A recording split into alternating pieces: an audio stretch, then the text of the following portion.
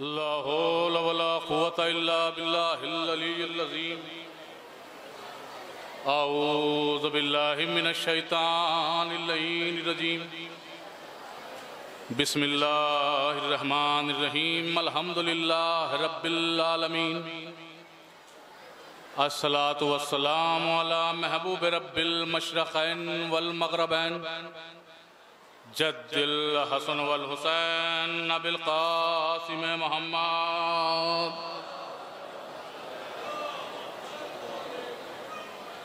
व अला अहले बैतिही तय्यबीन अत्ताहिरीन अल मासूमीन अल मज़लूमीन। अम्मा बाद फ़क़द क़ौलहुल हक़ क़ाल फ़ी किताबिहिल करीम। बिस्मिल्लाहिर रहमानिर रहीम। इन्ना अतैनाकल कौसर फसल्लि लिरब्बिका वन्हर इन्ना शानिअका हुवल अबतर। सलावत पढ़ें आप हज़रात।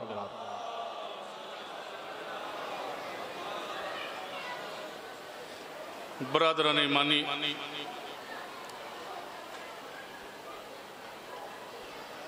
क़दर मज़लूम करबला,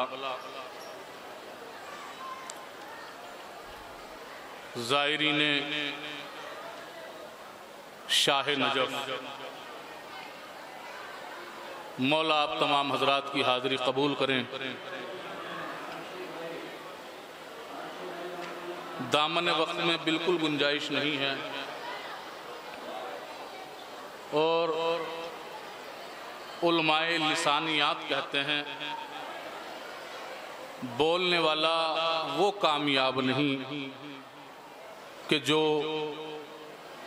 10 मिनट की बात को 2 घंटे में पहुंचाए, बल्कि बोलने वाला वो कामयाब है कि जो 2 घंटे की बात को 10 मिनट में मुकम्मल कर दे। यहाँ पे उलमाए कराम, तुल्लाबे ज़वील एहतराम सब तशरीफ़ फरमा हैं। आप हजरात की अगर तबीयतों के ऊपर नागवार ना गुजरे, थोड़ा थोड़ा सा आगे तशरीफ़ ले आए। आप हजरात सलवात भेजते हुए जो लोग उधर बैठे हैं आप लोग भी जल्दी जल्दी तशरीफ़ ले आए आगे, क्योंकि देखिए जितने भी खुतबा को वक्त दिया जा रहा है ज़्यादातर को, और अभी मद्दाए अहले बैत सब पेशखानी कर रहे थे तो बार बार लोग परेशान थे क्योंकि वो अपने वक्त से ज़्यादा बाहर हो जा रहे थे। लेकिन मैं जानता हूँ कि इंसान को अपनी औकात में रहना चाहिए। भाई वक्त जो है औकात वक्त की जमा है जो मैं आप हजरात के सामने अर्ज कर रहा हूँ, तो लिहाजा मेरे पास तकरीबन 40 मिनट का वक्त है, लेकिन इंशाअल्लाह कोशिश ये रहेगी कि 30 मिनट के अंदर ही अपनी बात मुकम्मल कर दी जाए। आप हजरात पूरी तरह से आमादा हैं। पहले जुमले का सर्फ करने जा रहा हूँ, मुझे लगना चाहिए कि आप हजरात आमादा हैं पूरी तरह से। सुनिए, कायनात के सबसे बड़े मनसबदार को अज़ादार कहते हैं। मैंने जुमले का सर्फ किया आप हजरात के सामने। आमादा है ना आप हजरात? पूरी तरह से लगना चाहिए कि मजलिस, क्योंकि आज का प्रोग्राम ये अपने आखिरी मरहलों के अंदर दाखिल होने जा रहा है। जी, कायनात के सबसे बड़े मनसबदार को अज़ादार कहते हैं। ये जुमला मेरा नहीं है, ये जुमला है अल्लामा हाशिम बहरानी अपनी किताब गायतुल मराम में इरशाद फरमाते हैं, कायनात के सबसे बड़े मनसबदार को अज़ादार कहते हैं। तवज्जो दीजिएगा, मनसबदार आप लग रहा है मेरे छोटे भाई अभी तक के मेरी बात तक पहुंचे ही नहीं, क्योंकि जुमला है बहुत बड़े आदमी का, कहने वाला है बहुत छोटा आदमी। कायनात के सबसे बड़े मनसबदार को अज़ादार कहते हैं। जी, मनसब किसे कहते हैं अपने छोटे भाइयों के लिए बताता हूं। टीचर मनसब है, हेड मास्टर मनसब है, प्रिंसिपल मनसब है, लेक्चरर मनसब है, प्रोफेसर मनसब है, डीन मनसब है, वीसी मनसब है, वीसी मनसब है, मिनिस्टर मनसब है, प्राइम मिनिस्टर मनसब है, प्राइम मिनिस्टर मनसब है। अब भी नहीं आप समझे? अल्लामा कह रहे हैं कायनात के सबसे बड़े मनसबदार को अज़ादार कहते हैं। भजिए मौला सलामत रखे।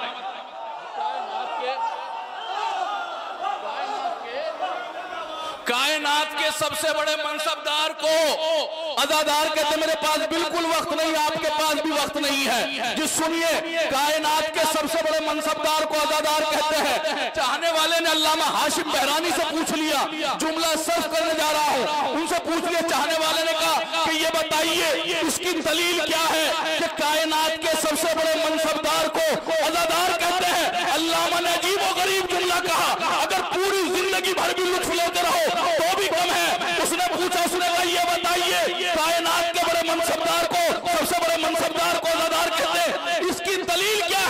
अल्लाह मैंने कहा तुम्हें नहीं मालूम, ये जमीन पर फर्श बिछाकर आसमान वालों को बुला लेते हैं। नारे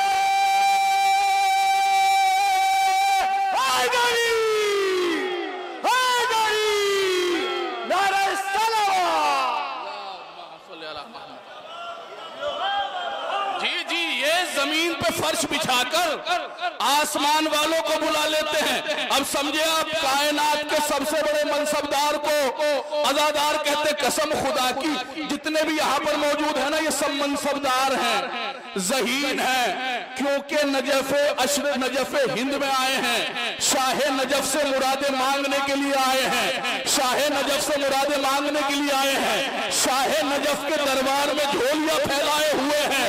जुमले को महसूस कीजिएगा, कसम खुदा की इस कौम से बड़ी कोई कौम नहीं है, इस कौम से बड़ी ज़हीन कोई कौम नहीं है। और किस लिए?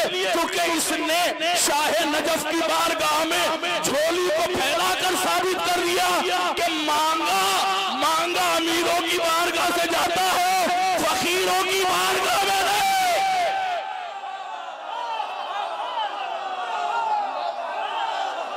मांगा मिलके बोलिए, नारे हैदरी। जी मांगा अमीरों से जाता है, फकीरों से नहीं मांगा जाता। यहाँ पे वही पूरी कौम आती है जो जानती है कि किससे मांगना चाहिए, किससे नहीं मांगना चाहिए। जी बस मैंने सरकार एक पैगाम आप तक के पहुंचाता हूँ, फिर मैं अपनी मजलिस का आगाज कर दूंगा। इस पैगाम को अपने साथ में लेकर चले जाइएगा। हमारे यहाँ पर सरकार एक फिरका जन्म ले चुका है, रोशन भाई, एक फिरका जन्म ले चुका है जिसे हम जानते हैं VIP शिया के नाम से। क्योंकि नजफ़ हिंद में खिताब कर रहा हूं तो लिहाजा यहां से बात बहुत दूर तक के जाएगी। जी इस पैगाम को अपने साथ में ले जाइएगा। जी कौन सा फिरका जन्म ले चुका है? VIP शिया का। सरकार ये कौन सा मसला हुआ VIP शिया? इनकी पहचान क्या है? मैंने कहा इनकी पहचान ये है कि अगर ये कहीं जुलूस में होंगे तो पांव में इनके कैंपस या टफ्स के शूज होंगे और अलम से तकरीबन 15 फीट दूर खड़े हुए होंगे, सीने पे हाथ ऐसे होगा। किसी ने कहा मातम कर लीजिए, थोड़ा सा वक्त ने क्या नवाज दिया, अपनी औकात भूल गए। भाई जुमले को महसूस कीजिएगा। जी भाई थोड़ा सा वक्त ने क्या नवाज दिया, अपनी औकात भूल गए। याद रखिएगा, अल्लाह किसी को देकर आजमाता है, किसी से लेकर आजमाता है। जी किसी को देकर आजमाता है, किसी से लेकर आजमाता है। जी क्या थोड़ा सा वक्त ने क्या नवाज दिया, अपनी औकात भूल गए। का मातम कर लीजिए, हल्के में आ जाइए। का नहीं, ये तो गरीबों का काम है, ये तो गरीबों का काम है। कसम खुदा की जुमले को महसूस कीजिएगा। मैंने समाज के अंदर देखा है कि जो हुसैन का मातम नहीं करता ना, वो अपनी तकदीर का मातम करता है।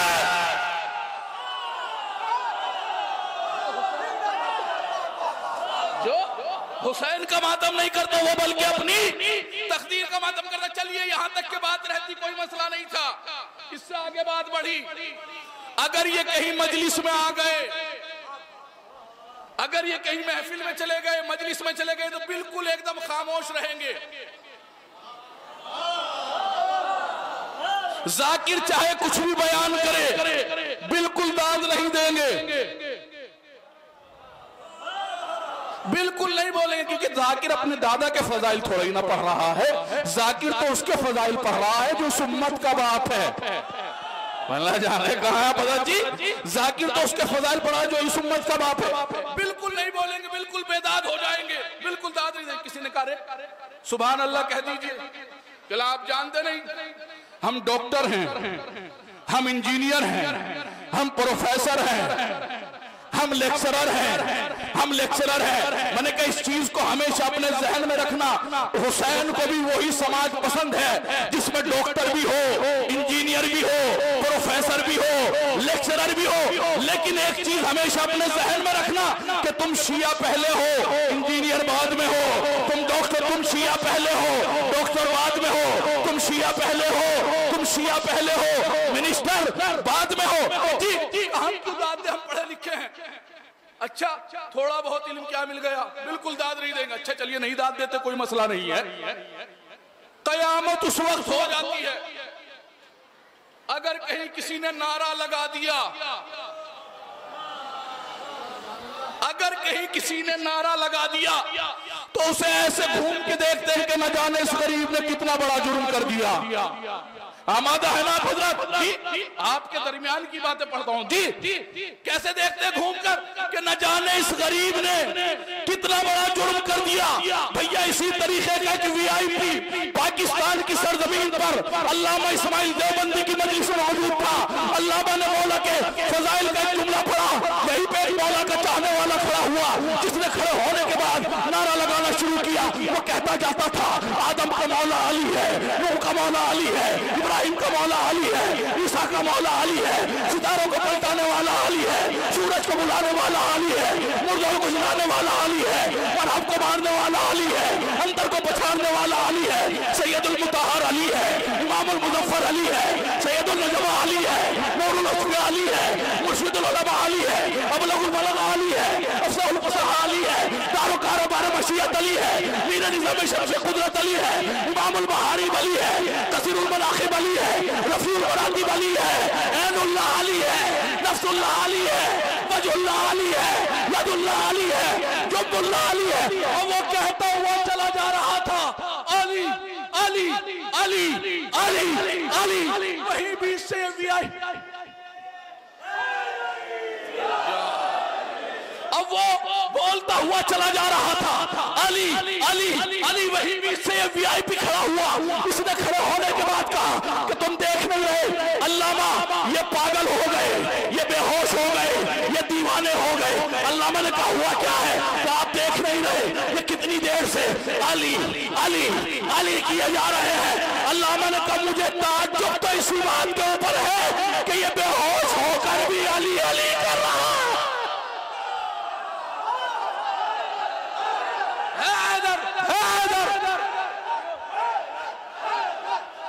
नारे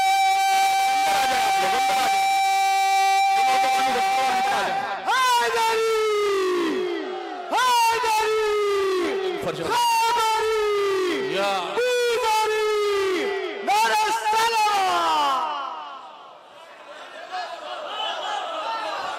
क्या कहा अल्लामा ये दीवाने हो गए, ये बेहोश हो गए, इसलिए का ये अली अली किए जा रहे हैं। अल्लामा ने कहा मुझे ताज्जुब तो इसी बात के ऊपर है कि ये बेहोश होने के बाद भी अली अली कर रहा है, तू होश में होने के बाद भी नहीं।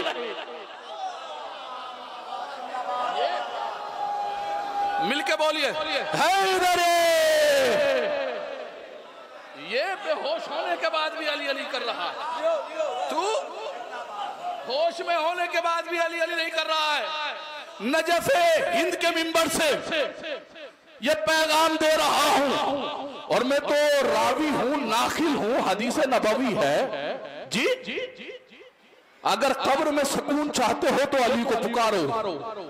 अरे भाई ना जाने कहाँ है आप, कहाँ है? लग रहा मेरी बात मेरे भाइयों तक के नहीं पहुंची। भैया आप समझे नहीं, अमर जहाँ पे कोई किसी के काम नहीं आता, ये सारे रिश्ते कब्र तक है। जहाँ पे कब्र में लिटाया, भाई भी छोड़ के चला गया, भतीजा भी छोड़ के चला गया, बाप भी छोड़ के चला गया, बाप भी छोड़ के चला गया, दोस्त भी छोड़ के चले गए, अभी भी छोड़ के चले गए। मैंने कहा मौला आप क्यों आ गए? आपको नहीं आना चाहिए। जहाँ भाई ने छोड़ दिया, बाप ने छोड़ दिया, दोस्तों ने छोड़ दिया, अहबाब ने छोड़ दिया, बेटों ने छोड़ दिया, आपको नहीं आना चाहिए। मेरे मौला ने कहा खामोश हो जा। मैंने कहा मौला आप क्यों आए? कहा खामोश हो जा। मैंने कहा किस लिए मौला? कहा तुझे नहीं मालूम, अगर इसने जिंदगी में हमें छोड़ दिया होता,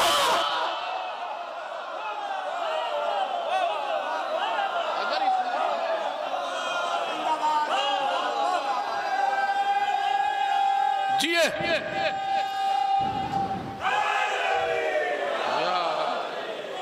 जी, अगर इसने हमें जिंदगी में छोड़ दिया होता तो हम भी इसे मरने के बाद छोड़ देते। भाई ना जाने का है। देखिए सुनिए, अली उसी के हक में बोलते हैं जो अली के हक में बोलता है।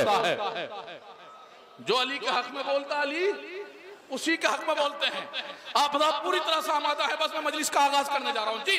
मैंने आप हजरात के सामने जिस आये करीमा की तिलावत करने का शरफ हासिल किया, जिस सूरे का, वो कुरान का सबसे छोटा सूरा है, सबसे मुख्तसर सूरा है, यानी 3 आयतों वाला सूरा है। भाई यहाँ पे शोराए कराम भी बैठे हुए, उलमा भी बैठे हुए हैं, मेरी बात की तस्दीक करेंगे।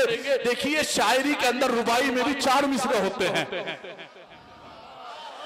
रुबाई में भी 4 मिसरे होते हैं जी, इसीलिए उसे रुबाई कहा जाता है। लेकिन इसके अंदर तो ओनली 3 मिसरे। इन्ना ताना कल को सर फसल रब्बे का वनहर इन्ना शानिया का हुआ अफ्तर। ए मेरे हबीब हमने तुम्हें कौसर अता किया, ए मेरे हबीब हमने तुम्हें कौसर अता किया। इसकी तफसीर में अगर आप जाए तफसीर नूर में, वो कहते हैं कि इस सूरे के अंदर खुदा ने ये क्वालिटी रखी कि जैसे जैसे इसके अल्फाज कम करता चला गया, वैसे ही वैसे इसकी फजीलतों में इजाफा करता चला गया। भाई ना जाने कहां है आप हजरत, अगर विलायत गूंज रही है तो जुमले को महसूस करेंगे जी।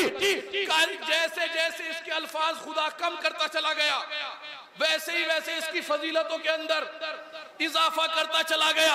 मैंने कहा किस लिए?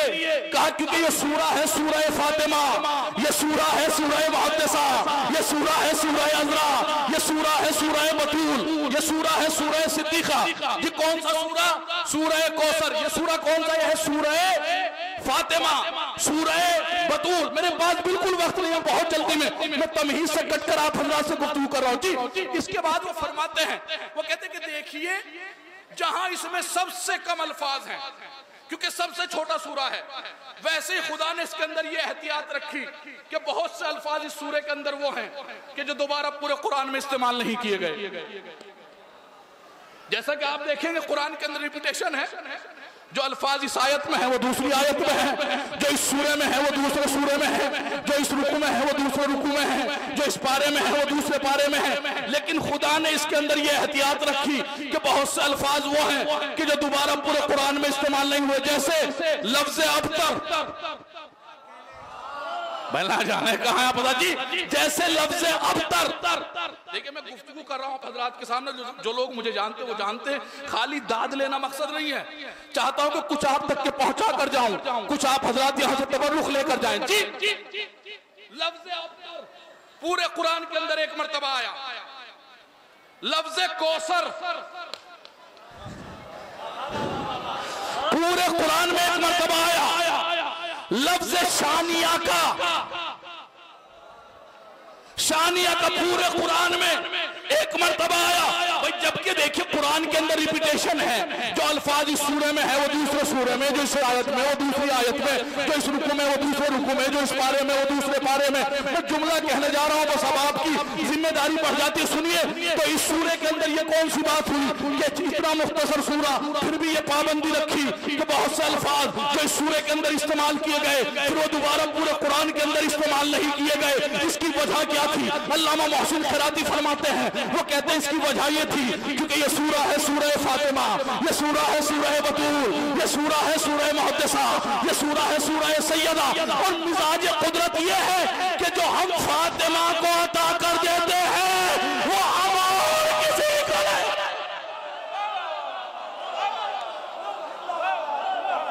क्या जो मिजाज कुदरत क्या है? जो हम फातिमा को अता कर देते हैं वो हम और किसी को नहीं अदा करते।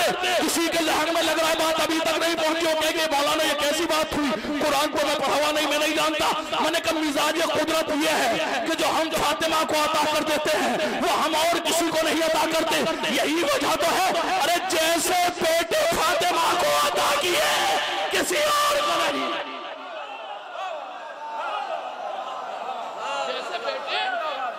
फातिमा को अता किए किसी को नहीं, जैसा शोहर जैसे बेटे फातिमा को अता किए किसी और को नहीं। ये सूरा है सूरह फातिमा, ये सूरा है सूरह सैयदा, ये सूरा है सूरह मुहद्दिसा।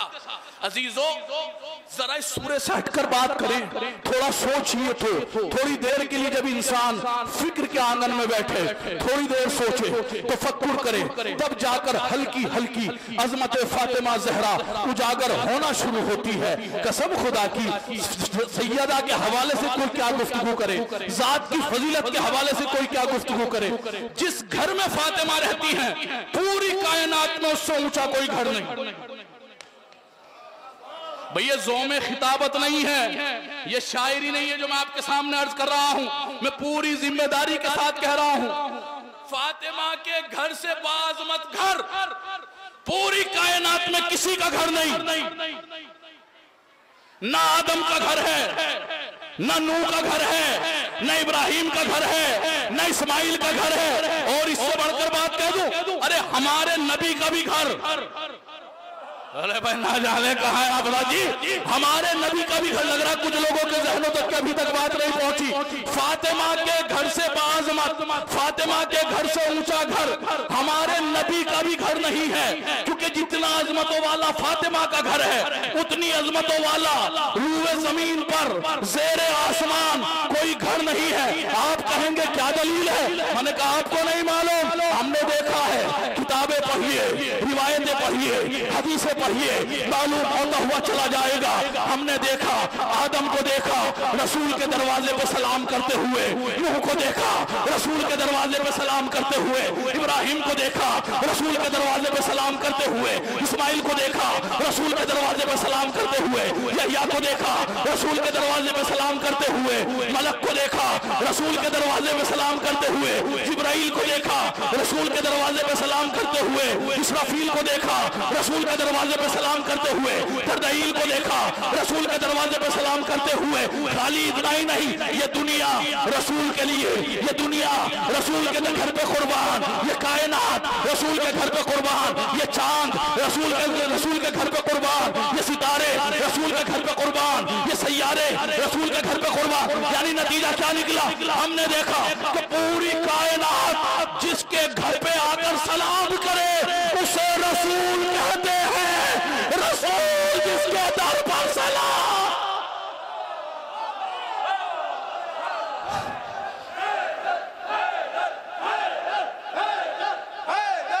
नारे हैदरी, हैदरी, नारे सलावत। जी ये बात कोई ज़ोम में नहीं है, मैं किस लिए कह रहा हूं आपके सामने। जी पूरी कायनात में फातिमा के घर से ऊंचा किसी का घर नहीं। पूरी कायनात में फातिमा के घर से बाज़मत किसी का घर नहीं। किस लिए? क्योंकि मैंने रिवायतों को पढ़ा है, हदीसों को पढ़ा है, अपने बुजुर्गों से सुना है। क्योंकि आप देखेंगे, क्योंकि इस घर से बाज़मत घर किस लिए नहीं है? क्योंकि हमने आदम के घर को देखा जिसमें अच्छे भी मिले बुरे भी मिले, नूह के घर को देखा जिसमें अच्छे भी मिले बुरे भी मिले, इब्राहिम के घर को देखा जिसमें अच्छे भी मिले बुरे भी मिले, जिसमें अच्छे भी मिले बुरे भी मिले। अपने नबी के घर को देखा जिसमें अच्छे भी मिले बुरे भी मिले। ये इकलौता फातिमा का घर है जिसमें हमने देखा वाह मोहम्मद, वाह सदना मोहम्मद, वाह आखिरना मोहम्मद, वकुल्लना मोहम्मद।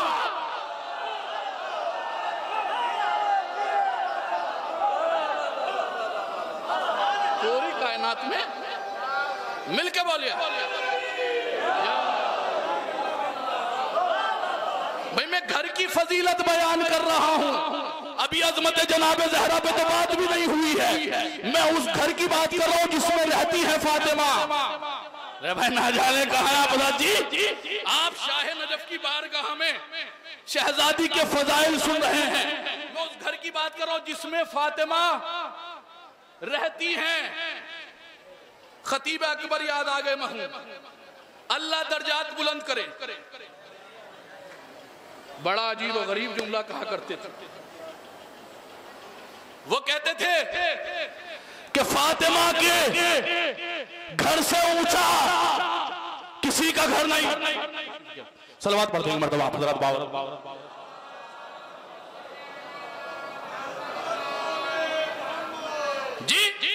वो कहते थे फातिमा के घर से ऊंचा किसी का घर नहीं। किस लिए?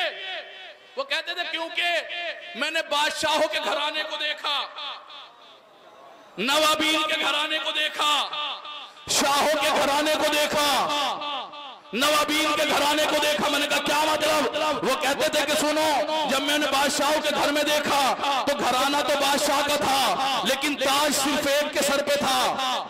अरे बहना जाने कहा पता, एक वक्त में सिर्फ एक बादशाह था, घराना तो नवाबीन का था, सिर्फ नवाब एक था, घराना तो शाहों का था, लेकिन घर के अंदर शाह सिर्फ एक था जिसके सर पे ताज था। लेकिन जब मैंने फातिमा के घर को देखा, चादर के नीचे देखा मैंने, एक के सर पे रिसालत का ताज था, एक के सर पे विलायत का ताज था, दो के सर पे इमामत का ताज था, एक के सर पे इस्मत का ताज था। पूरी कायनात में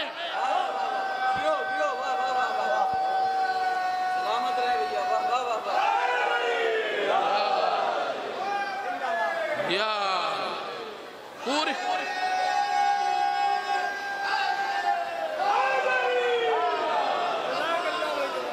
जी अभी तो 20 ही मिनट हुए हैं। जी है।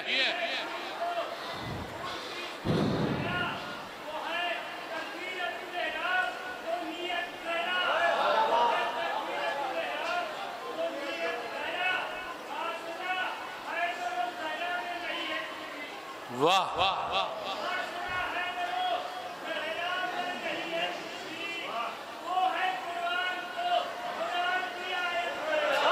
वाह वाह वाह वाह। जी हाँ।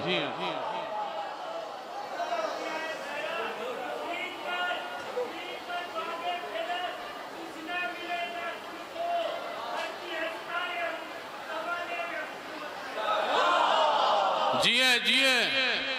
मी समझो सरेदार ज़बां खोल रहा है, मी समझो सरेदार ज़बां खोल रहा है, ये माँ की तहारत का असर बोल रहा है।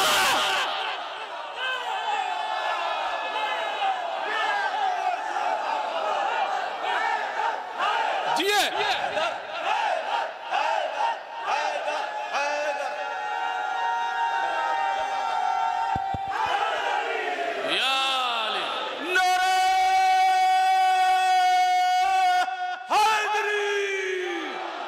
शेर तो पढ़ा ही नहीं अभी तक, जो चचा के लिए शेर था, जो हर नारा लगाने वाले के लिए शेर था, जिम्मी समझो सरेदार ज़बां खोल रहा है। जब जब याद आएगा मेरे वालिदैन के हक में दुआ जरूर कर दीजिएगा।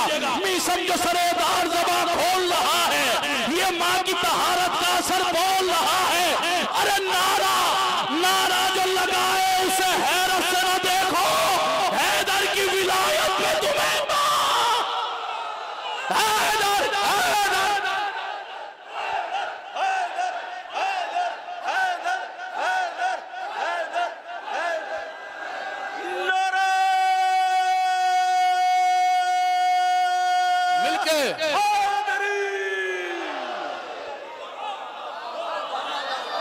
आगे तशरीफ ले सलवात पढ़ा बाबा आगे तशरीफ जी। और जब भी नारे लगाया कीजिए, भी पैगाम अपने साथ में ले जाइएगा, क्योंकि ये हमारे हिंदुस्तान का मरकजी प्रोग्राम है। इस पैगाम को अपने साथ में ले जाइएगा। जब भी नारे लगाएं तो तीनों नारे साथ में लगाया कीजिए, क्योंकि नारे सिर्फ हमारे हैं। अरे भाई ना जाने कहा है आप हजरत, नारे हमेशा जीतने वालों के लगते हैं। तीनों नारे हमारे। पहला नारा क्या है? नारे तकबीर। दूसरा नारा क्या है? नारे रिसालत। तीसरा नारा क्या है? नारे हैदरी। भाई ये तीनों नारे हमारे हैं ना। पहला नारा नारे तकबीर, दूसरा नारा नारे रिसालत, तीसरा नारा नारे हैदरी। आप समझे ही नहीं इसका फलसफा। भैया ये आप नारे नहीं लगा रहे हैं, बल्कि ये आप जो है तीनों शहादतें मुकम्मल कर दे रहे हैं। जैसे ही आपने कहा नारे तकबीर, समझ लो तुमने कह दिया ला इलाहा इल्लल्लाह। जैसे ही तुमने कहा नारे रिसालत, तो तुमने कह दिया मोहम्मद रसूलुल्लाह। जैसे ही तुमने कहा नारा हैदरी, तो तुमने कह दिया अली और वलीउल्लाह।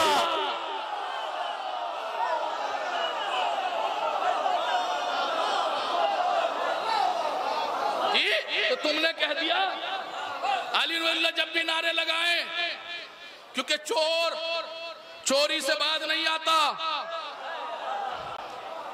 जी, अपने नारे अपने पास रखें, नारे तीनों लगाते रहे, क्योंकि जितना मजबूत अकीदा तौहीद तशय्यो का है, उलमा की मौजूदगी में जुमला अर्ज कर रहा हूं, उतना मजबूत अकीदा तौहीद किसी और के पास नहीं है जी। मैंने कहा कि फातिमा के घर से ऊंचा घर किसी का नहीं। बस एक हदीस पढ़ता हूं, सुनिएगा, शायद है क्या आप हजरात के अज़ान आलिया में मौजूद रहे। हदीस वो पढ़ रहा हूं कि जो जिसको पूरा आलम इस्लाम मानता है, जो खाली शियों के यहाँ नहीं, अहले सुन्नत की किताबों के अंदर भी मौजूद है, मुस्तदरक में भी मौजूद है और किताबों में मौजूद है, साहिह सित्ता में भी मौजूद है। वो हदीस क्या है कि रसूल ने अपने सहाबाए कराम से फरमाया कि सुनो, खुदा ने मुझे 3 फजीलतें अता की, खुदा ने मुझे 3 फजीलतें अता की, अपने साथ में ले जाइएगा। इंशाअल्लाह अगर पूरे साल इसको महसूस करेंगे तो लुत्फ आता रहेगा, क्योंकि रसूल पढ़ रहे हैं अली के फजाइल। अरे भाई ना जाने का, हम तो नाकिल हैं, हम तो नकल कर रहे हैं आप हजरात के सामने। फजाइल कौन पढ़ रहा है? जब रसूल फजाइल पढ़ते हैं अली के तो कैसे पढ़ते हैं? वो कहते हैं कि 3 फजीलतें खुदा ने मुझे वो अता की कि जिनमें अली भी मेरा शामिल है। सहाबाए किराम ने कहा वो क्या? रसूल ने फरमाया खुदा ने मुझे पहली चीज जन्नत अता की, दूसरी चीज कौसर अता किया, तीसरी चीज लिवाइल हम्द अता किया। अब मुझे नहीं मालूम कौन अपनी जगह पे रहेगा, कौन नहीं अपनी जगह पे रहेगा। शाहे नजफ के बारगाह में आप हैं, अब मैं पढ़ने जा रहा हूँ। उन्होंने क्या कहा कि 3 चीजें खुदा ने मुझे अता की जिनमें अली भी मेरा शामिल है, अली मेरे साथ में शामिल है। क्या? पहली जन्नत, दूसरे कौसर, तीसरे लिवाइल हम्द। ताकि क्या मतलब? खुदा ने जन्नत मुझे अता की लेकिन बांटेंगे अली। अरे मैं ना जाने कहा है आप हजरात, जन्नत मुझे अता की बांटेंगे अली, कौसर मुझे अता किया पिलाएंगे अली। नारे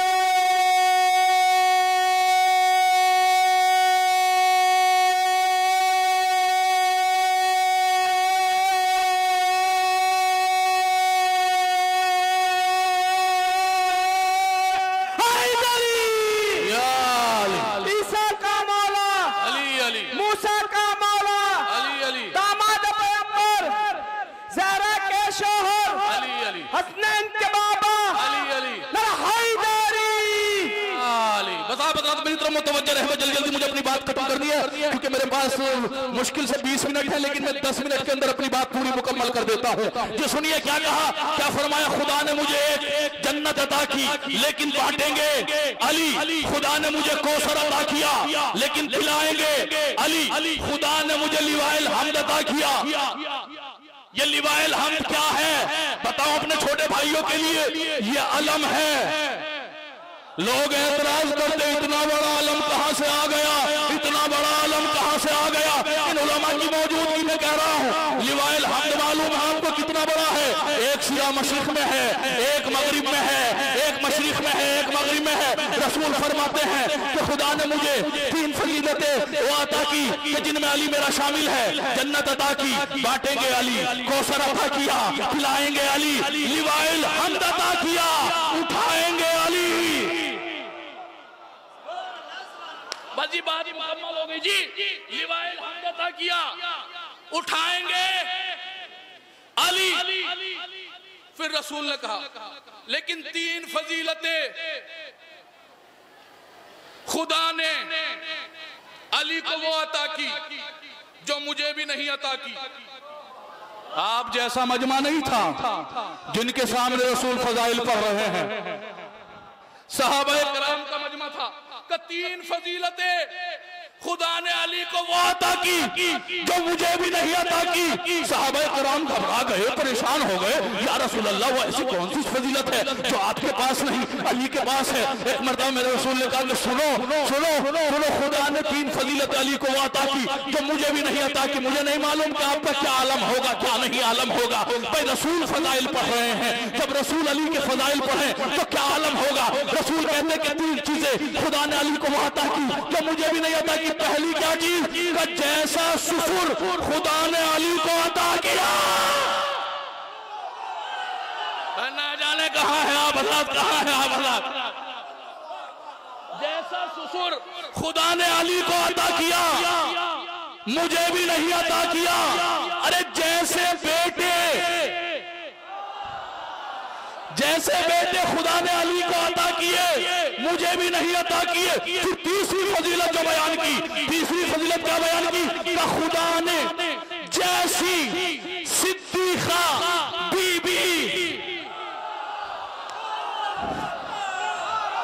जैसी सिद्दीक़ा बीबी अली को अता की मुझे भी नहीं अता की। अब इतना कहना था, वो भी सहाबा कराम थे, उन्होंने कहा यहाँ पे तो मामला हो गया कि क्या मतलब का सिद्दीक़ा कुरान मरियम को भी कह रहा है। अली ने कहा जैसी सिद्दीक़ा बीवी, सिद्दीक़ा फातिमा जैसी बीवी किसी को नहीं अता की जैसी अली को अता की। सहाबा कराम ने कहा नहीं, सिद्दीक़ा तो मरियम भी है, सिद्दीक़ा तो मरियम भी है, लेकिन ये भूल गए कि मरियम बेटी है, माँ है, ज़ौजा नहीं है।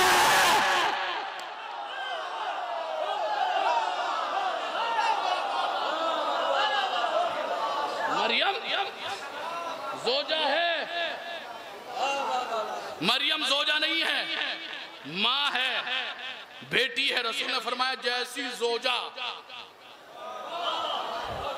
खुदा ने अली को अता की सिद्दीक़ा वैसी किसी को नहीं अता की। बस मैंने मजलिस मुकम्मल कर दी अजीजों। मैं आपके सामने गुफ्तगू कर रहा था कि पूरी कायनात में फातिमा के घर से बुलंद कोई घर नहीं है। इस जुमले को अपने साथ में ले जाइएगा, ये आज का तोहफा है मेरी तरफ से जी। सुनिए, जितना बुलंद फातिमा का घर किसी का घर नहीं, जितना अजमतों वाला फातिमा का घर किसी का घर नहीं। भाई इसीलिए तो फातिमा के रोजे को गिराया गया ना, भाई इसीलिए तो फातिमा के रोजे को मुनहदिम किया गया ना, क्योंकि दुश्मनों से इनकी फजीलतें बर्दाश्त नहीं हो रही थी। मैं क्या अर्ज कर रहा हूं आप हज़रत के सामने। अच्छा सुनिए, किस लिए गिराया भाई फातिमा के रोजे को मुनहदिम किस लिए किया ताकि इनकी फजीलतें कम हो जाएं।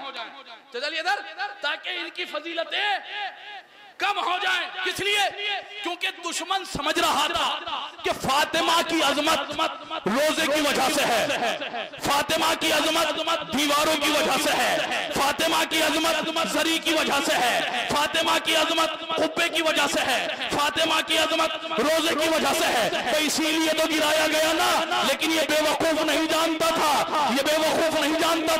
दीवारों की अजमत फातिमा की वजह से, जरी की अजमत फातिमा की वजह से, खुब्बे की अजमत फातिमा की वजह से। अरे आले सऊद में करोड़ों डॉलर खर्च करने के बाद फातिमा का रोजा तो गिरा दिया, लेकिन फातिमा के रोजे से लफ्ज़ जन्नत ना हटा।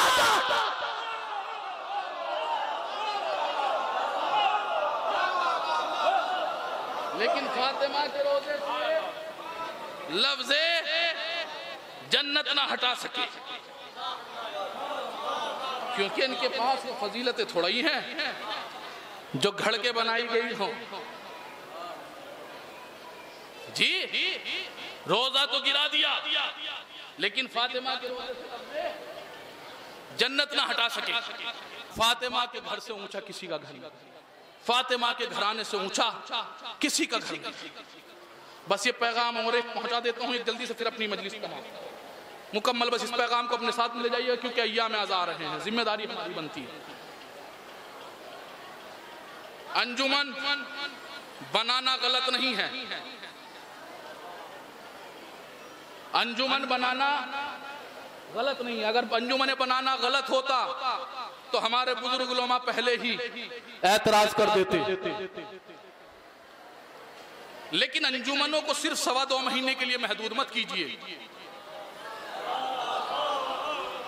अंजुमनों का वर्क पूरे साल होना चाहिए।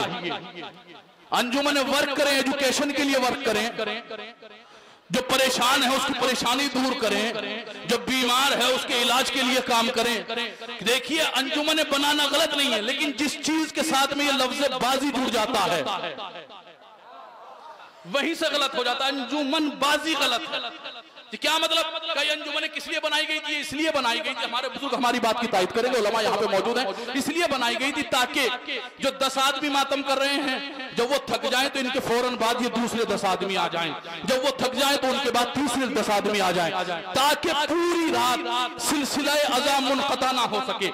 इसलिए इन अंजुमनों को बुलाया गया था, बनाया गया था। इसलिए नहीं कि ये अंजुमन इतनी देर मातम कर रही है तो हम इसके सामने ही खड़े होकर उतनी देर मातम करें या ये करें या वो करें। देखिए एक चीज को अपने जहन में रखेगा, इस चीज को बिल्कुल रुखसत कर दीजिए। मेरी अंजुमन, मेरी मजलिस, मेरा जुलूस, मेरा नोहा, मेरा मरसिया, मेरा खतीब, मेरा मिंबर, मेरा इमाम बाड़ा, बल्कि इस तरीके से कहा कीजिए हुसैन की अंजुमन, हुसैन की मजलिस, हुसैन का आलम, हुसैन का जलूस, हुसैन का ताजिया, हुसैन की मजलिस, हुसैन की मजलिस। मौलाना आप कैसी बात कर रहे हैं? ये बताइए, आपको मुजफ्फरनगर गंगेरू से यहाँ तक किसने बुलाया? कहा कि मैंने। इस मजमे को किसने इकट्ठा किया? कहा कि मैंने। इस जगह को ऐसी शक्ल किसने दी? कहा कि मैंने। इस माइक को किसने लगाया? कहा कि मैंने। भाई नसीरुल को किसने बुलाया? कहा कि मैंने। इस मजमे को ये डेट किसने बताई? कहा कि मैंने। तो फिर ये बताइए मजलिस आपकी हुई या हमारी? मजलिस आपकी हुई या हमारी? मैंने कहा इसमें कोई लड़ने वाली बात नहीं है। जाकिर को मिंबर पे जाने दे, अगर तेरे दादा के फजाइल पढ़े,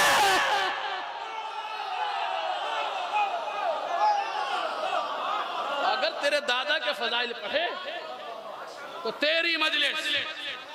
अगर हुसैन के बाबा के फजाइल पढ़े तो हुसैन की। ये करम कम नहीं है कि तुम्हें मुंतखब कर लिया गया है आज़ादारी के लिए, तुम्हें चुन लिया गया है आज़ादारी के लिए, क्योंकि ये हर किसी की किस्मत में नहीं है। नाम हुसैन पर दौलत लुटाना, और कोई नहीं लुटाता हुसैन के ऊपर। हमारी क्या हैसियत कि हम हुसैन के ऊपर खर्चा करें? जितना हुसैन हमें अता करते हैं उतना हम हुसैन के नाम पर खर्च करते हैं। कसम खुदा की आप जाकर देखिए, कभी कभी दिल को खुशी होती है, कभी कभी दिल फट जाता है, दिल रोने लगता है। जब आप अरबईन पे जाएं आप देखेंगे कौन सी कायनात की ऐसी ग़िज़ा है जो आपके लिए मौजूद नहीं। प्यास लगी, पानी मौजूद, भूख लगी, खाना मौजूद, और कसम खुदा की लोग लड़ लड़ कर खिलाते हैं, जबरदस्ती लोग खिलाते हैं। जब ये सब कुछ हम देखते हैं ना, जब सब कुछ हम देखते हैं ना, नसीमुल भाई हमेशा ले जाते रहते हैं काफिला अपना अरबईन पे, गाजी टूर, इंशाल्लाह इस बरस भी जाएगा। जब हम ये सारे इंतजामात देखते हैं ना, एकदम दिल फट जाता है। ख्याल आता है यही वो जगह है कि कल जहां पे हुसैन के बच्चे अलातश अलातश अलातश की आवाज बुलंद कर रहे थे।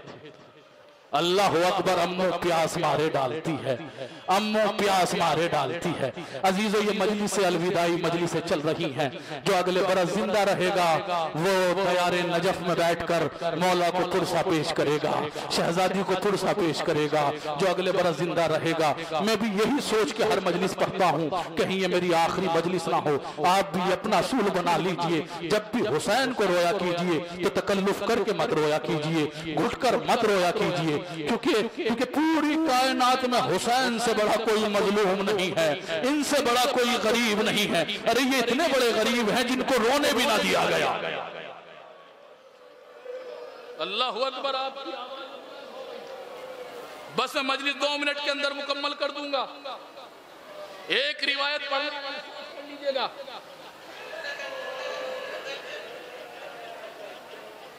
वक्त तकरीबन 4:30 बजे का हो रहा है। 5:30 का तकरीबन वक्त हो रहा है, 5:15। अजीजों, सोचने का मकाम। तुम्हारा चौथा इमाम फरमाता है कि जितना मुझे मेरे बहन के सवालों ने रुलवाया ना, इतना मुझे किसी ने नहीं रुलवाया।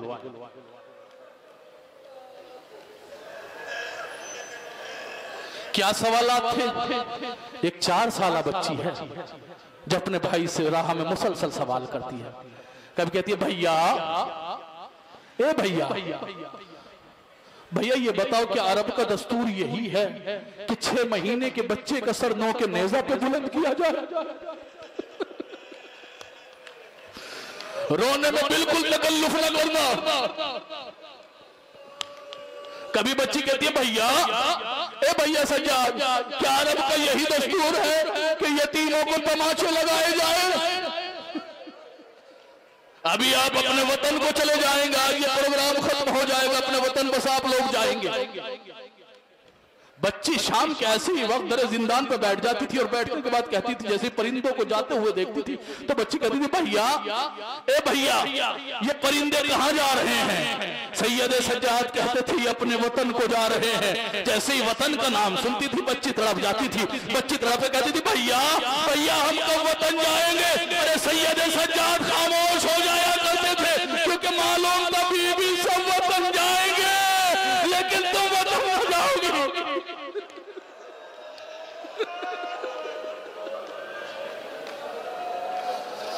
सब वतन जाएंगे लेकिन सकीना तुम वतन न जाओगी। बस मैंने मजलिस मुकम्मल कर दी। अजीजों, एक दिन जिंदान शाम में ऐसा वक्त आया, बस बहुत जल्दी जल्दी मैं रिवायत पढ़ता हुआ चला जाता हूँ। अजीजों जी, जिंदान शाम में एक रात का ऐसा पहर आया कि सैयद सज्जाद लेटे हुए थे। उन्हें महसूस हुआ कि किसी ने पांव के ऊपर हाथों को रखा है। सैयद सज्जाद चौंक कर उठे और उठने के बाद देखा कि कौन?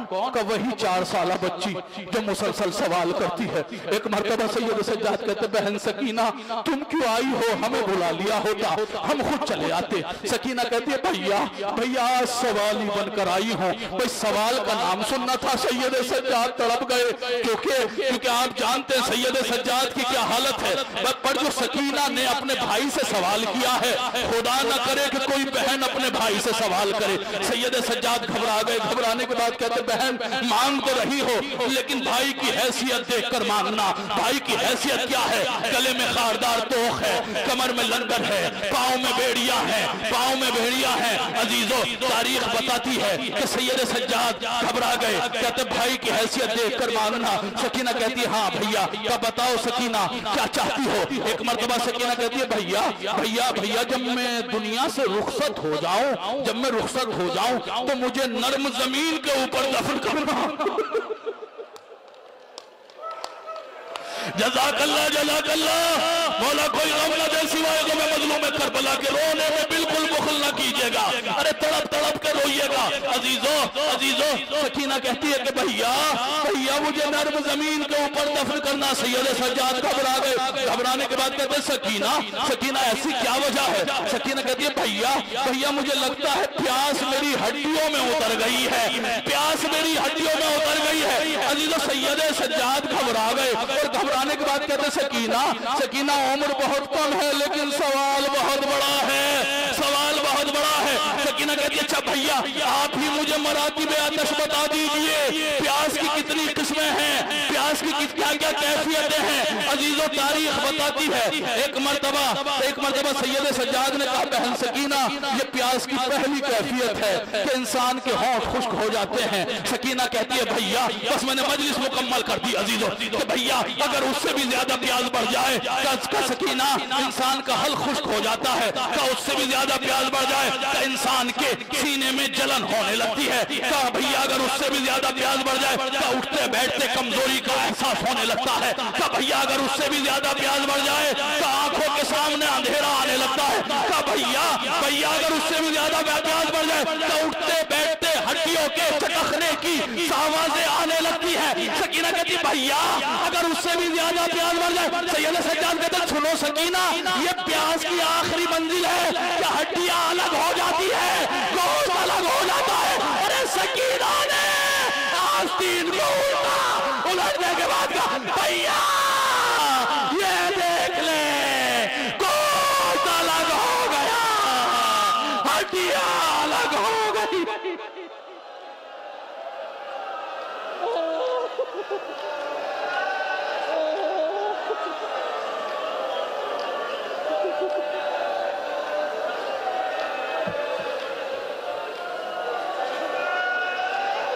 सयअलमुल्लज़ीना ज़लमू यमन क़ल्बिन यनक़लिबु इन्ना लिल्लाहि व इन्ना इलैहि राजिऊन रज़न बिक़ज़ाइहि तस्लीमन लिअम्रिहि।